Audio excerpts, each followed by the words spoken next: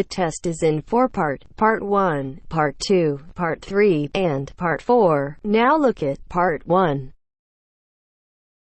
Part 1. You will hear a woman calling an animal park to inquire about a job. First, you have some time to look at questions 1 to 5.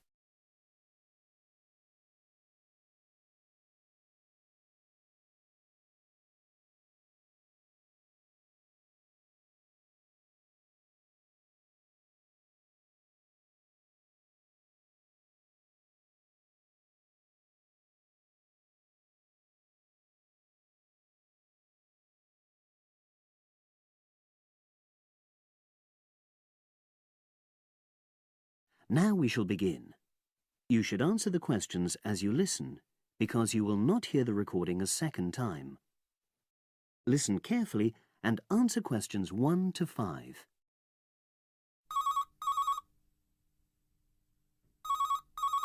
Pinder's Animal Park, hello. Oh, hello. I'm ringing to ask whether you have any jobs available. What sort of work are you looking for? Is that permanent or part-time or... Actually, I'm just looking for temporary work. I'm a student. Oh, right. I'll just get a form and ask you a few questions. Then I'll pass your application on to our recruitment section. Is that okay? Fine, thank you. So, starting with your name. It's Jane Lammerton. Is that Lammerton?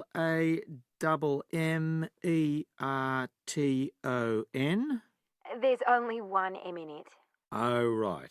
And your address? It's 42 West Lane. Right. And is that in Exeter? Yes. Okay. And can you give me your mobile phone number? 07792 430 921. Right. Now, the next thing is, when are you available to start work? I finish college on the 8th of June. That's in 3 weeks' time. But I can't start work till the 11th because I've got a hospital appointment on the 10th of June. No problem. Now, I need to ask you a few questions about the type of job that might be suitable. Do you have any particular kind of work in mind? It doesn't necessarily mean that you will get work in the field that you want, but I can record your preferences. Well, I'd do anything. And I have worked as an assistant animal keeper before, when I was still at school.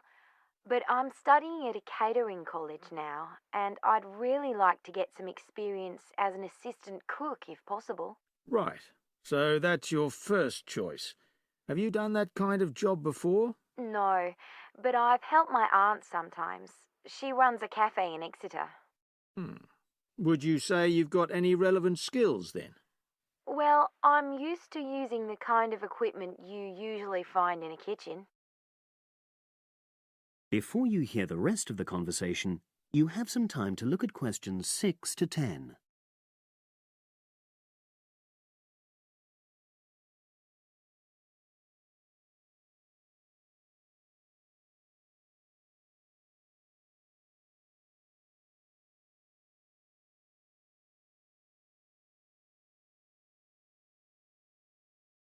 Now listen and answer questions 6 to 10. Okay. And I know you're still studying, but do you already have any qualifications related to that kind of work? A hygiene qualification, for example? I haven't, no. But I've got a certificate in food handling. I did it before I decided to become a full-time student. Fine. Okay. That means you wouldn't need any specific training if you did get the kind of work you wanted. But you'd have to do a short course on first aid. All our new employees do that. It just takes half a day, and most people find it generally useful. Oh, yes, I'm sure it is. Well, that's about it, really. Just one last thing. Can you give me the name of someone who would give you a reference, like a previous employer or... Oh, yes. You can put Dr. Ruth Price. Okay. Is that one of your college lecturers? She's my college tutor. She's known me for over 2 years, and I'm sure she wouldn't mind. In fact, she's given me a reference before. Fine. We'd probably contact her by phone. Do you happen to know her number? I've got it on my phone, yes. It's 0208 685 114. That's a landline. Good. Well, as I say, I can't promise anything, but I'll pass your application on, and you should hear in a few days. Is there anything else? Just one thing. I suffer from a particular type of colour blindness, and sometimes employers have to make special arrangements for that. Okay, I'll make a note of that. It won't be good that you've made us aware of it. You can provide us with more details if you're offered a job. Okay. Thanks very much. Bye. Bye. That is the end of part 1. You now have half a minute to check your answers.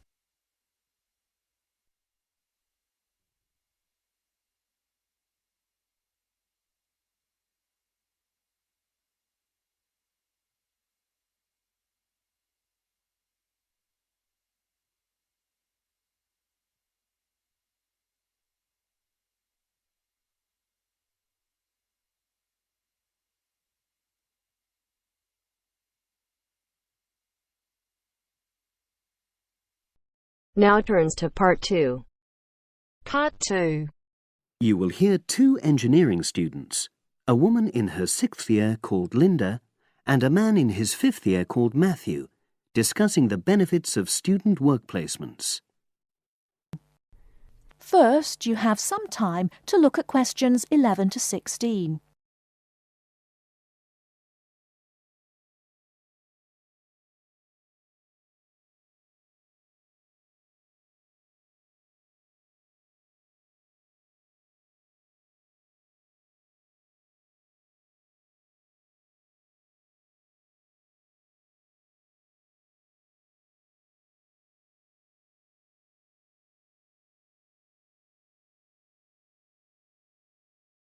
Now, listen carefully and answer questions 11 to 16. Hi, Linda. Can you spare a few minutes? Hello, Matthew. No problem. I just wanted to talk to you about temporary work placements. I've never really thought there was a good reason for doing one. I've got some savings, so I don't really need the money at the moment. But I've had an email from the university about a vacancy that looks quite interesting. You did a placement last year, didn't you? I did, yes. In my case, I wanted to find out if I was making the right career choice before I began applying for permanent jobs. I thought I wanted to work in car manufacturing, but I wasn't sure, so I applied to Toyota. What was the application process like? Lengthy. There were a lot of different parts to it. The dullest one was a psychometric test. You know, when you have to answer loads of questions about yourself. And you're trying to guess what's the best thing to say. Yes. Then there was an activity that we did in groups, which I found really fascinating. Engineers are renowned for being a bit unsociable, but I thought we made a great team. And we had an individual task too. We had to sort through various business documents and prioritize them. It was just like what you have to do as a student, really, just with different content. What exactly were you doing on the placement? I was helping to design some diagnostic software to identify any waste in the car assembly process. Do you mean waste of materials? No, time. Anything that can speed the process up helps to cut costs. How did the work placement compare to being a student? Was it hard work? Yes, it was. I'd had full-time work before. I've done various unskilled jobs during university holidays, and some of those involve long hours. So I thought I'd find it easy. I was wrong, though. I think when you're on placement, you're always trying to prove yourself. So you push yourself hard to succeed? Yes. But I got a lot of support from my employers. They were always helpful. And then, at the end of the placement, I was given formal feedback. Do you mean on your engineering ability? Well, no. I didn't really need that because we had team meetings every other day. and so I had the chance to discuss technical issues and ask about anything that wasn't clear. The evaluation was about general workplace things, like organizational ability, initiative, that sort of thing. I get the impression you think you benefited from the placement. Well, the best thing is that they've offered me a job for next year. Depending on my exam results, of course, but still. A permanent one? Yes. But apart from that, I learned so much. The industrial environment was much more demanding than the academic one, so my general skills improved, like time management, meeting deadlines. And on the technical side, I learned new software packages, like MS Project. Well, I think you've convinced me that work placements are worthwhile, but while you're here, can you give me advice on something else? Before you hear the rest of the talk, you have some time to look at questions 17 to 20.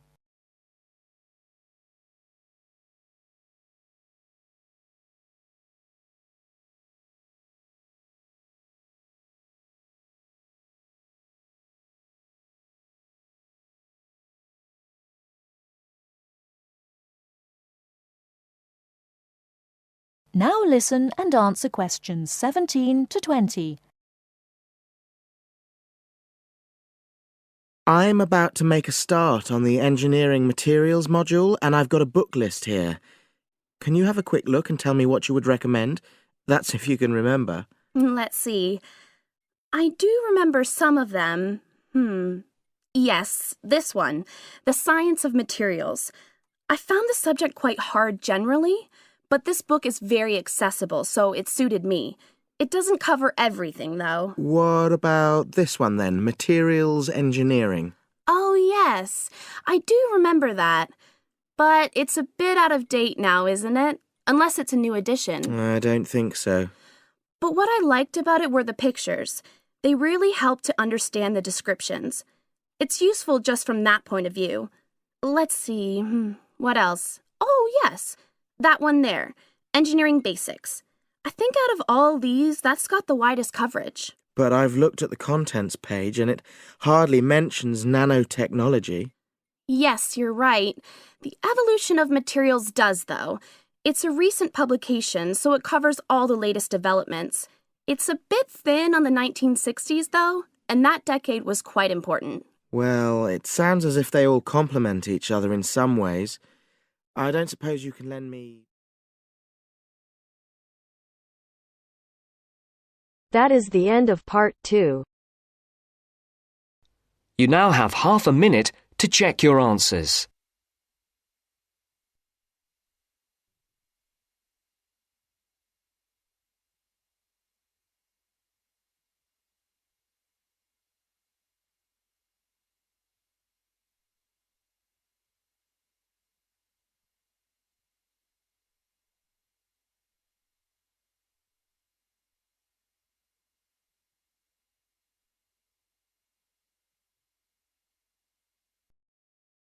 Now turns to part 3.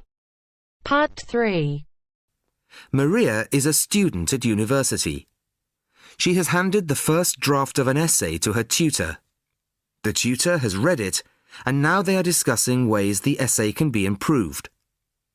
First, you have some time to look at questions 21 to 25.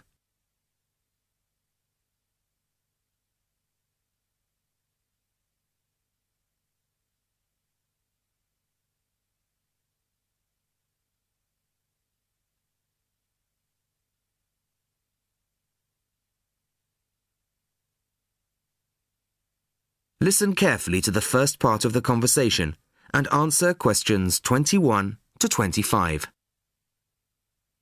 Well, Maria, I have to say I was quite impressed by your essay.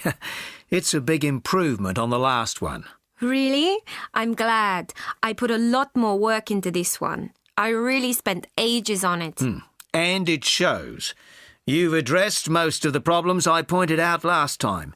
In particular, the style and language are much more appropriate for an academic essay. So that aspect is okay? Absolutely. If you carry on like this, you shouldn't have any significant problems in that department. That's a relief. I've been quite worried about that, although I've been reading a lot of other essays to try to get the right style.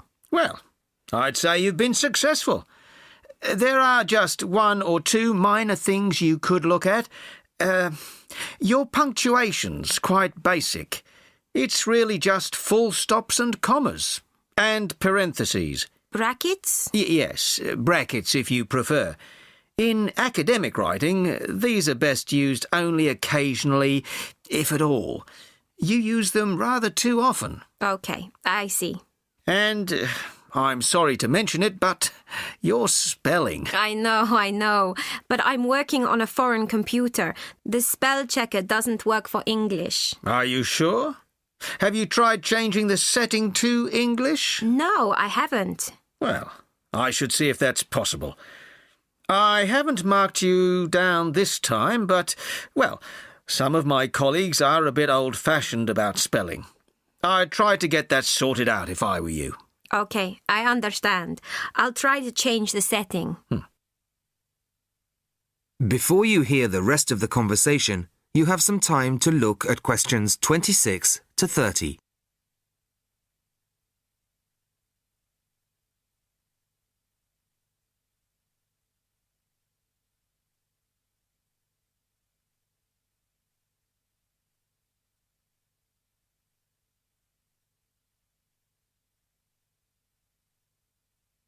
Now listen and answer questions 26 to 30. The only major problem I have with the content of your essay is the introduction. The introduction should, well, introduce the theme of the essay. You've put some of the most important points there. For example, this bit. The statistics about the growth of railways in the 1850s.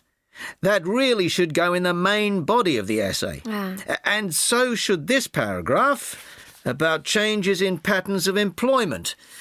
In general, I'd say your introductory section should be no more than half as long as it is at the moment. Okay. And I should move those points forward? Precisely. And going back to the railways, they're one of the most significant factors for change in this period. But apart from those statistics in the introduction, you only briefly mention them. I'd like to see a lot more on that, and the influence the expansion of the railways had on patterns of social and economic behaviour. You mean how with the railways people could travel to find work and could meet people from other areas? Exactly. Then in the midsection, well, it's not a big thing, but this quotation from the Times. You think it's too long? Well, you said it. I couldn't think of a way to shorten it. Do you think it's really necessary? You mean I could just get rid of it? Yes. You've already made the point and backed it up with other evidence. The quotation's redundant, really. Okay. Well, that'll be easy. There were various other minor points, which I've noted in the margins. You can look at those later. But moving forward to the end here, I wasn't quite sure what this meant. The final paragraph? Yes. Are you saying that, on the whole, the changes of the mid-19th century tended to improve the lives of ordinary people or not? It's not very clear. It's not? No, it isn't. I'd add a few lines clarifying your position. Okay. When do you want the final draft? No, the end of term will be fine. But there was just one other thing, the bibliography. Did you really read all these books? No.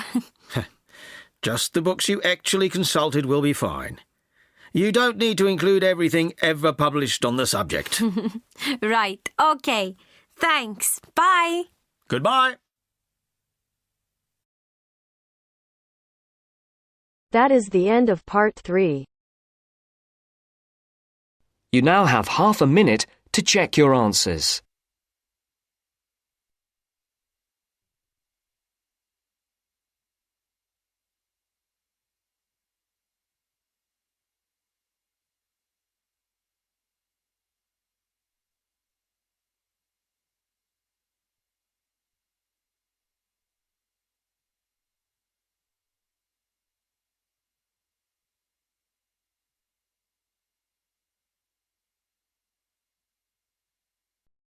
Now turns to Part 4. Part 4. You will hear a talk on research in the Indian Ocean. First, you have some time to look at questions 31 to 40.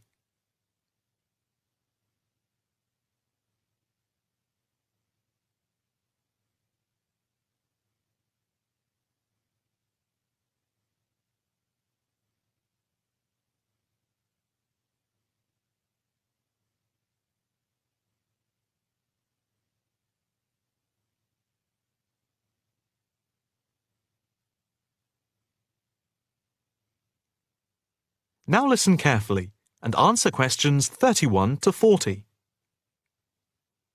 In this, the first lecture in our series on the changing face of the oceans of the world, we are going to look at the Indian Ocean, into which the Oceanography Department at the Institute here in Australia has been doing pioneering research over the past 5 years.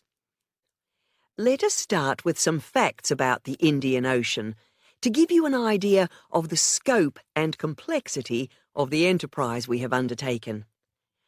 As you can see from the diagrams here on the screen, showing the relative size of the planet's 5 oceans, the Indian Ocean comes third after the Pacific and Atlantic Oceans, but is larger than the Southern Ocean and the Arctic Ocean. On this slide, you can see that the Indian Ocean is different from the 2 larger oceans in that it is landlocked to the north and does not extend into the cold regions of the North Pole. Covering some 73,440,000 square kilometres, the ocean constitutes approximately 1/7 of the Earth's surface and about 20% of the world's total ocean area. At the equator, it is around 6,400 kilometres wide, with the average depth being about 3,400 metres, and with the deepest point being the Java Trench at 7,450 metres. Flowing into the Indian Ocean, we have some of the world's greatest rivers. The Zambezi here, the Ganges here, the Indus, the Brahmaputra, and the Tigris-Euphrates just here. The 2 largest islands in the Indian Ocean, Madagascar, here off the coast of Africa, and Sri Lanka, here off the southern tip of India, are structurally parts of the continents of Africa and Asia, while islands like the Seychelles are exposed tops of submerged ridges. The Maldives are low coral islands, and Mauritius and Réunion are volcanic cones. The surface waters of the ocean are warm, except where the ocean touches the cold waters to the south.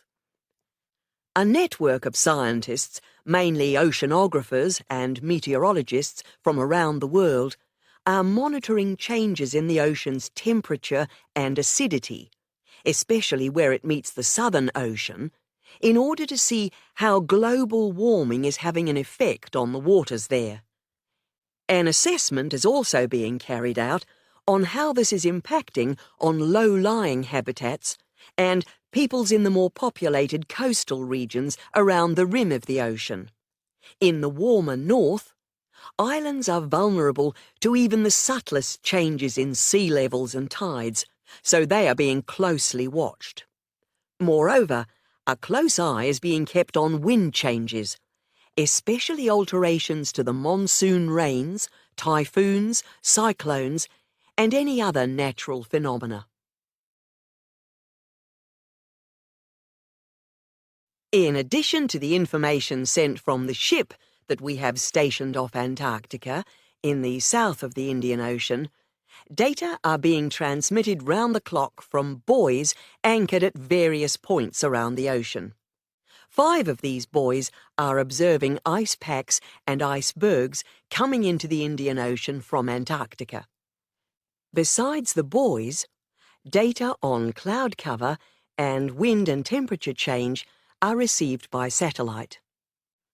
Satellite images are also being used to record the size of the icebergs from the moment they break off from Antarctica. Their course is then mapped as they move out into the Southern Ocean. Here at the Institute, the raw data from the various sources are received and the information is then constantly processed by a bank of computers. Once the data have been collated, the next step in the process is the analysis by experts here and at centres around the world, looking for even the slightest shift in patterns of temperature, wind, and sea levels. In the light of the fact that this is a global enterprise, the Institute is staffed 24 hours a day with researchers working in shifts, and we are in constant contact with centres all around the world. In total, 900 experts from around the globe are involved in the programme. The work at the Institute is now into the 5th year of a 10-year data collection, which began in 2003. The analysis of the 5 years to 2008 will be published early in 2009. However, changes in patterns are already being noticed since the data have been gathered. That is the end of part 4. You now have half a minute to check your answers.